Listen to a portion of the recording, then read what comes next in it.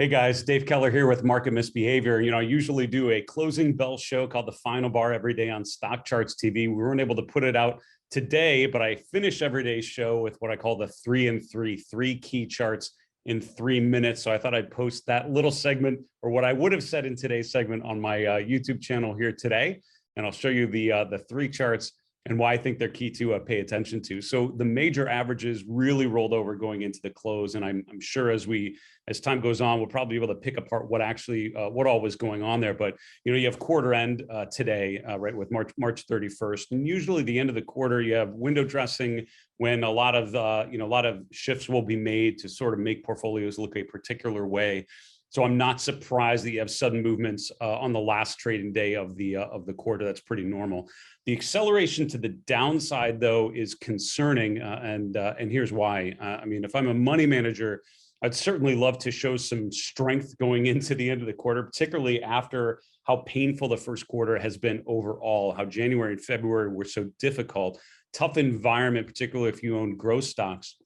All of a sudden, the last couple of weeks start to chip away from those negative returns and make you feel a lot better about being in some of those growthy areas, which could set the stage for today to be a nice, strong move above, keeping the S&P above 4,600, showing renewed strength.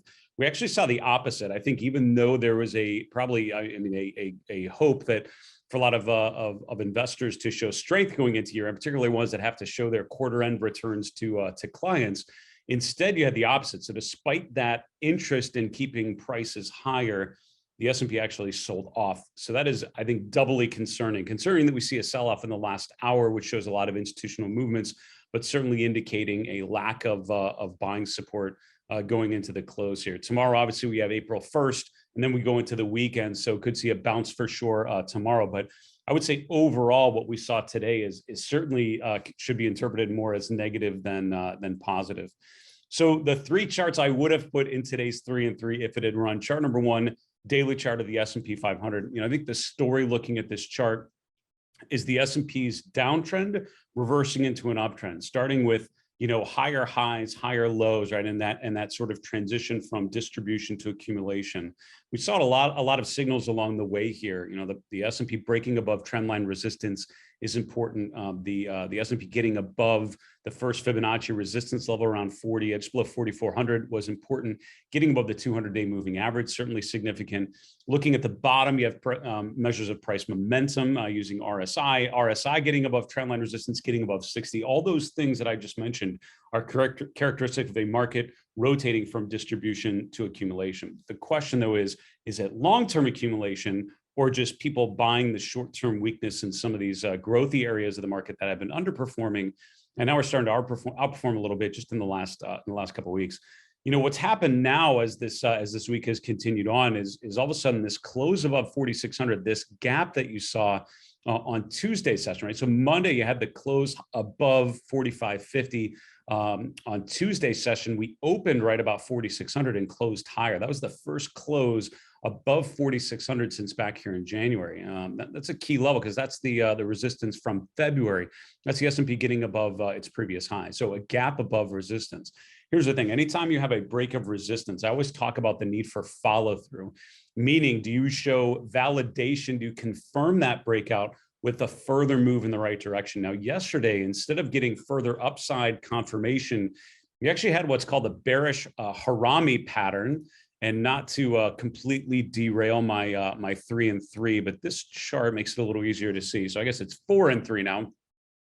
This is what's called a bearish Harami pattern. We have an up candle followed by a down candle. The up day's range between open and close engulfs the second day's range. So a bearish engulfing pattern is the opposite. We have a short up day and a longer down day that engulfs the first day's range. You reverse those two, a big up day and then a shorter down day where the first day's range engulfs the second is called a bearish Harami pattern. It is a short-term reversal pattern. So today's sell-off kind of makes sense if you understand that short-term dynamic. So gapping above resistance, but not following through is important. Anytime you have a gap like that, you always look at the range of the gap to see if it's filled or not. And as of today, we've completely blown through that little gap from Monday into Tuesday. So overall, I would say that this is more negative than positive in terms of this development. Certainly, the acceleration into the close and the failure to follow through above 4,600 and power above those February levels is concerning, because all of a sudden it more looks like the February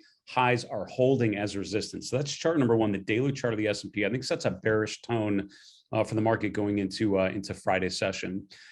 The chart of Apple is my second one. You know, when you talk about the S&P trying to get above 4,600 and now failing, look at the chart of Apple. Take 180 as a key resistance level. We hit there in December. We attempted to get above in January, just barely did on one day on a closing basis, but never followed through, just like the S&P not following through today. So that's a negative pattern, and basically just confirming that resistance is so important.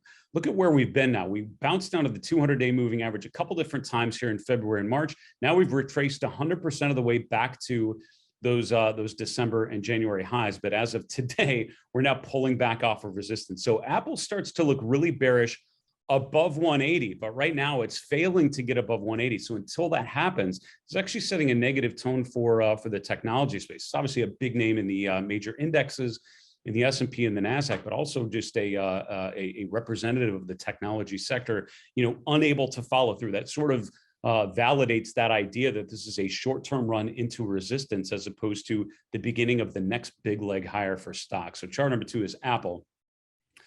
Third chart is Bitcoin. And what's interesting about the chart of Bitcoin and Ether and others, they're all pulling back today after rallying, in the case of Bitcoin, up to the 200-day moving average. There are a number of things that are really important to highlight on this chart.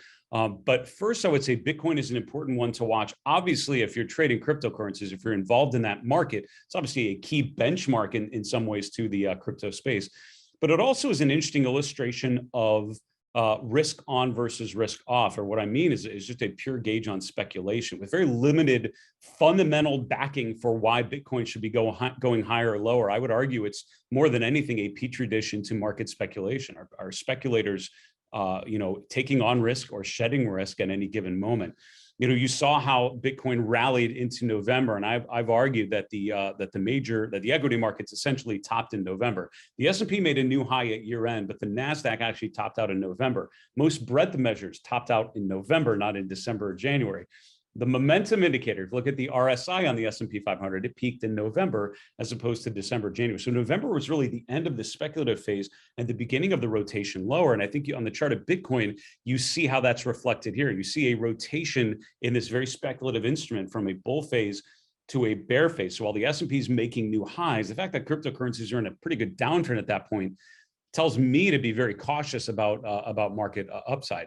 So what's interesting here is as the NASDAQ, as a lot of growth names have rallied, as the S&P has rallied, you've also seen Bitcoin and Ethereum in rally mode as well. What's happened now, though, Bitcoin is facing resistance. It reached right up to the 200-day moving average, now pulling back. That's really close to the first Fibonacci level. If you take the high from November and the low from January of this year, 38.2% of the way up is the 61.8% level. Same thing. It's around 46,700. We closed above there a couple days, but really stalling out as we attempted to get there. So you have this cluster of resistance right around in this 47 to 48,000 range.